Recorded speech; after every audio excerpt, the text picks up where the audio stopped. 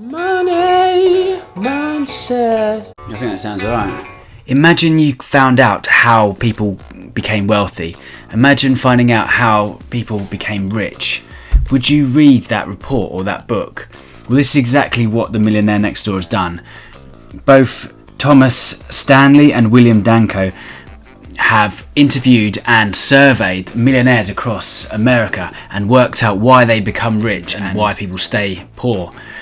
So they've interviewed thousands of people and came up with 7 different reasons why people become rich. So they looked at American millionaire, looking at how they became wealthy, their habits, even down to the car they drove, and they boiled it down to 7 factors. So wealth is not the same as income. So you can make a good living and spend it all. Wealth is what you accumulate over time. When you have enough savings built up that you don't need to work anymore. This is how many days you can work. You don't need to work. You've got enough savings or assets that will pay you an income, so you don't need to work. This is what the Millionaire Next Door talks about.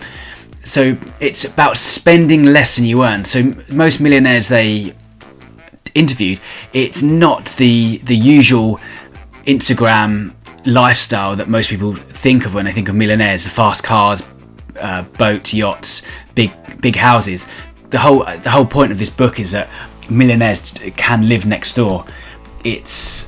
And how they can essentially do simple things like delaying gratification, putting off your spending to tomorrow, so you don't necessarily need to buy the new thing or the new shiny object today. So they say millionaires play great defense. They look at the budgeting as their cornerstone of any millionaire and anyone who's actually become wealthy. So it's their income. They don't use their income to define their budget. They pick a budget, and then their income may be much higher than that. So it's about spending when TVs they bought, and they even drive a hard bargain buying the cars they do. So it's talking about net worth as well. So net worth is the most important number that you looking at people's wealth or looking at millionaires. It's how many assets they have over their liabilities. So wealthy people or millionaires have more assets than liabilities.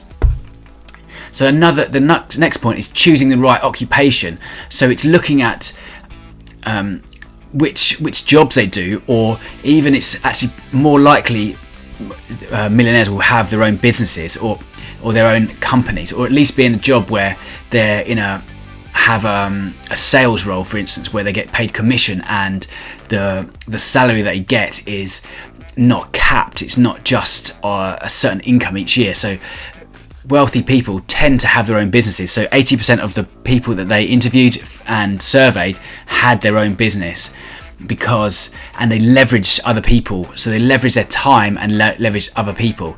By that I mean they had employees working for them who was helping get them much more wealthy.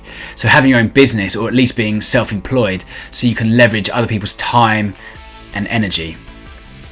The other point they made was there's a strong correlation between investment planning and wealth accumulation. So the more time, energy and effort you spend looking at planning your wealth and planning your investment, the higher your chances it will happen. The analogy they use at the end is they say money is like a seed. You can even eat it or plant it. When you see the seeds that you've planted grow into 10-foot corn, you won't want to waste it.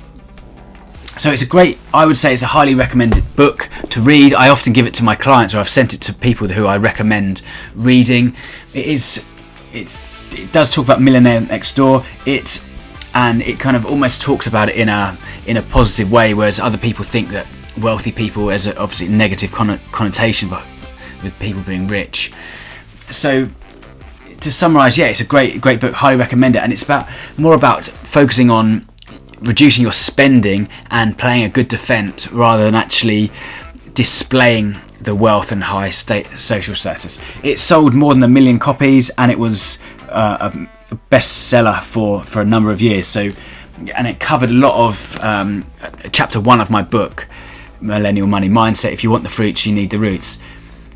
Yeah, to summarise, pretty good book. I give it a 7.5 out of 10.